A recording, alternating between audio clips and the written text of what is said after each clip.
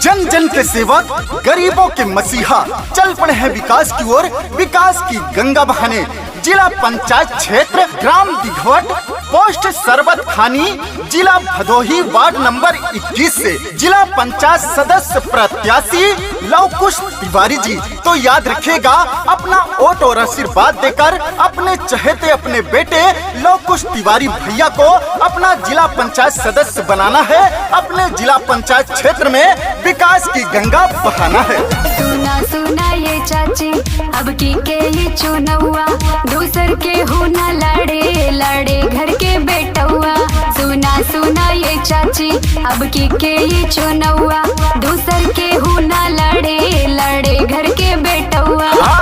जीत के चुनाव नया राम करेंगे, लवकुश भैया जी काम करेंगे, जिला पंचायत बन के नाम करेंगे, लवकुश तिवारी जी काम करेंगे।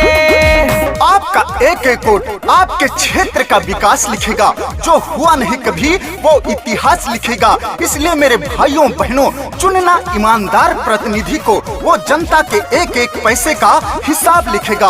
और ऐसे एक मात्र प्रत्याशी हैं आपके चहेते लवकुश तिवारी भैया। दुखिया गरीबों का है ये चहेता, सुख दुख में साथ रहे घर का है बेटा।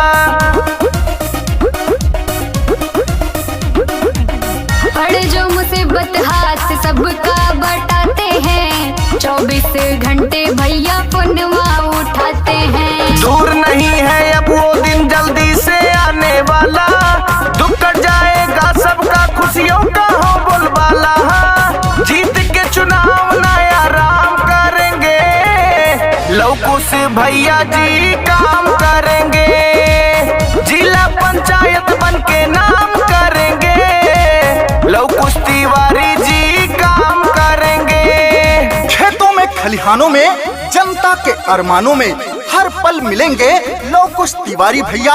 गरीब मजदूर किसानों में ना तो जात पात में कोई भेदभाव करते हैं, सबको अपने गले से लगा के रखते हैं, सबसे प्यार करते हैं, सबके सुख दुख में हमेशा खड़े होते हैं। तो याद रखिएगा, किसी के लालच, किसी के बहकावे में नहीं आना है। अब की अपना जिला पंचायत लवकुश तिवारी भैया को बनाना है। नाली खड़ंजा यार सीसी बनवाएंगे, जीतेंगे भैया विकास करवाएंगे। जो भी कहते हैं भैया करके दिखाते, इसलिए गौआ के शेर कहाते। गांव गांव में रोड बनेगा, बनेगी पक्की नाली, लवकुश भैया जीतेंगे तो लाएंगे खुशहाली। हाँ, जीत के चुनाव नया राम करेंगे, लवकुश भैया जी काम करेंगे, जिला पंचायत बन के नाम करेंगे, लवकुश तिवारी जी काम करेंगे। 24 घंटे सभी के फोन उठाने वाले, गरीबों को दिल में बसाने वाले लवकुश तिवारी भैया का कहना है, जब मैं जिला पंचायत सदस्य बनूंगा तो अपने क्षेत्र में सरकार द्वारा चलाई गई सभी योजनाओं को लाने का काम करूंगा, हर गरीब तक पहुंचाने का काम करूंगा, अपने क्षेत्र को जिले में 1 नंबर पर बनाऊंगा। तो याद रखिए, अपना आशीर्वाद देकर अब की बार अपने भाई को जिताएं, जिला पंचायत सदस्य बनाएं। हर माँ का बेटा, बहनों के भाई, जनता की हक की ये लड़ते लड़ाई।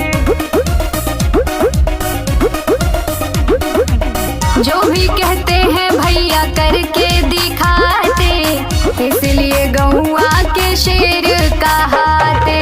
अभिषेक सिंह हाथ जोड़ के सबसे यही ये कहते, भैया जी जनता के सेवक बन बैठे चाहते। हाँ, जीत के चुनाव नया राम करेंगे, लवकुश भैया जी काम करेंगे।